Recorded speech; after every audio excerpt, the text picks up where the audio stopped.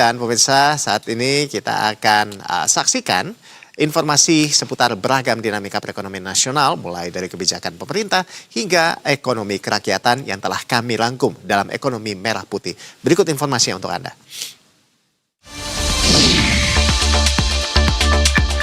Menteri Keuangan Purbaya Yudisadewa memastikan telah menyiapkan anggaran 60 triliun rupiah untuk pemulihan pasca bencana di Sumatera.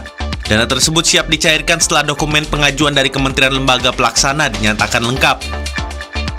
Purbaya mengatakan dari sisi Kementerian Keuangan, hal utama yang dibahas dalam rapat koordinasi bersama DPR adalah kesiapan anggaran. Ia menegaskan dana untuk pemulihan pasca bencana Sumatera sudah tersedia. Yang keuangan cuma tanya anggaran siap nggak? Saya bilang siap. Kan dari akhir tahun lalu kita udah siapin 60 T, ternyata dipakai lebih sedikit tahun ini karena dibagi 3 untuk pembangunan infrastrukturnya. Jadi sih kita siap.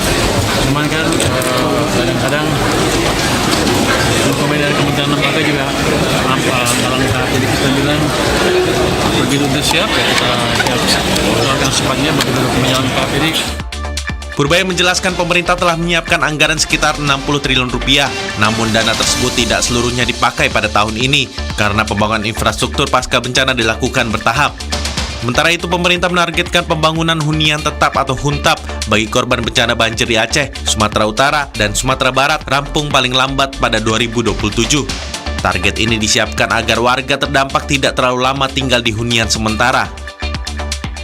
Ketua Satgas Percepatan Rehabilitasi dan Rekonstruksi Pasca Bencana Sumatera, sekaligus Menteri Dalam Negeri Tito Karnavian mengatakan pembangunan huntap menjadi salah satu bagian penting dalam tahap pemulihan permanen pasca bencana Sumatera. Huntap, hunian tetap ya, karena jatuh lama di Untara kita harapkan. Setelah itu ada yang lain-lain di 2026, prioritas kedua. Nah, yang menjadi prioritas terakhir, misalnya sungai yang tinggal ujung-ujungnya aja, ya, itu di tahun 2027. Pembangunan huntap menjadi bagian dari program rehabilitasi dan rekonstruksi atau Rehab-Rekon pasca bencana Sumatera. Program ini masuk dalam rencana pemulihan permanen yang ditargetkan berjalan selama 3 tahun, yakni 2026 hingga 2028.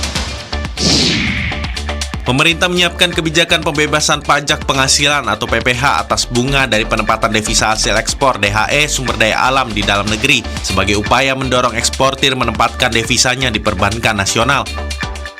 Menteri Koordinator Bidang Perekonomian Airlangga Hartarto mengatakan kebijakan tersebut akan diatur melalui Peraturan Pemerintah Nomor 21 Tahun 2026 yang mulai berlaku pada 1 Juni 2026. Dalam aturan baru itu, ketentuan untuk sektor minyak dan gas bumi tetap mengacu pada regulasi yang berlaku saat ini, yakni kewajiban penempatan 30% DHE selama 3 bulan. DHE akan diberlakukan 1